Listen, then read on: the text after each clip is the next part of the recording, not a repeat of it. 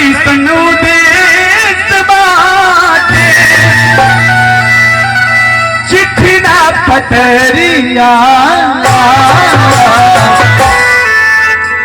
आज है नारायण जी रोवत उठो क्या हुआ बाजी हो मैं उदयनाथ जी रोवत होकर मुनीब जी रोवत होकर सब है का कही के कि भेजली नमाई जाके भेजली नमाई जाके कवनो खबरिया कैसन उदेश बाटे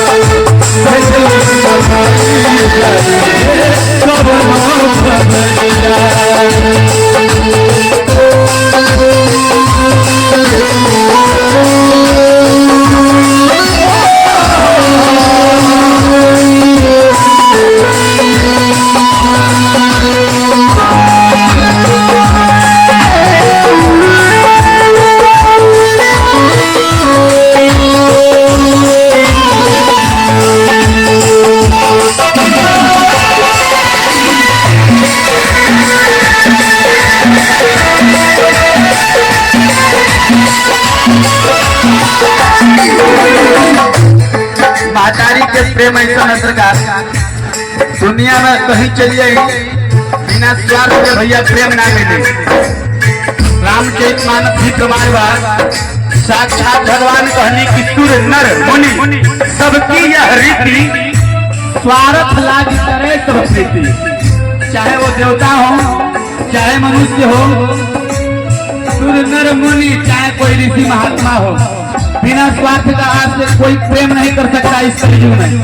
लेकिन एक माँ ही ऐसी है जो निस्वार्थ भाव से आपको अपने पेट में 9 महीने तक ढोती है फिर जन्म देती है। क्या क्या यात्रा सके आपको बड़ा करती है।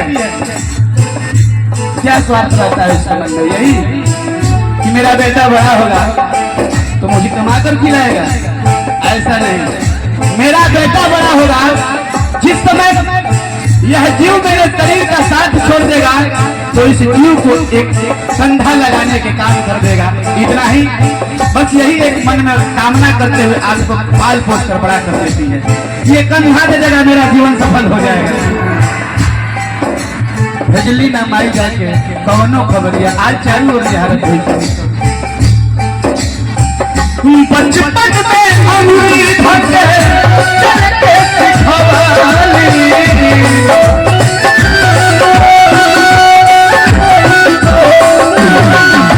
बचपन में अंगूरी धके चलते सिखवाली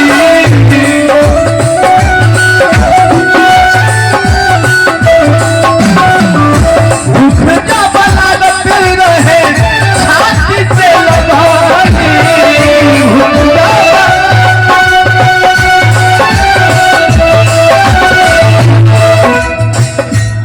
नहीं के दोहाते हो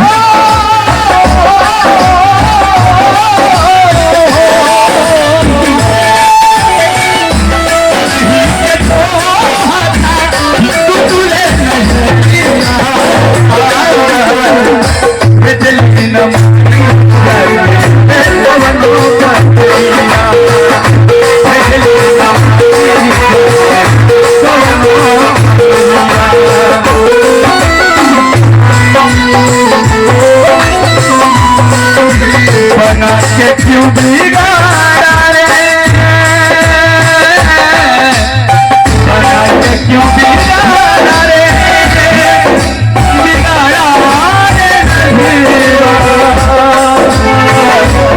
ऊपर वाले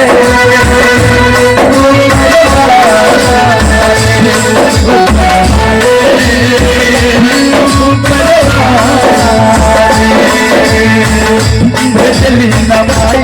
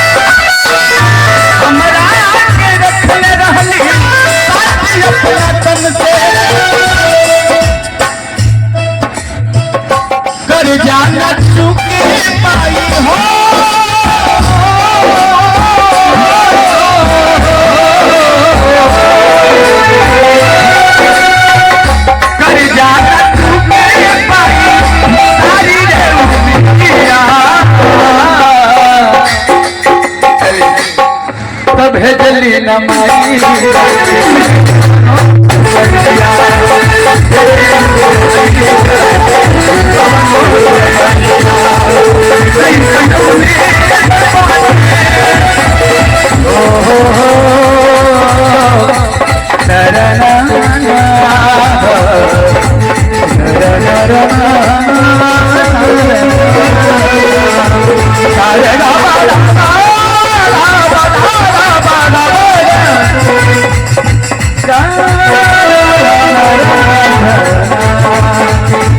जली नमाई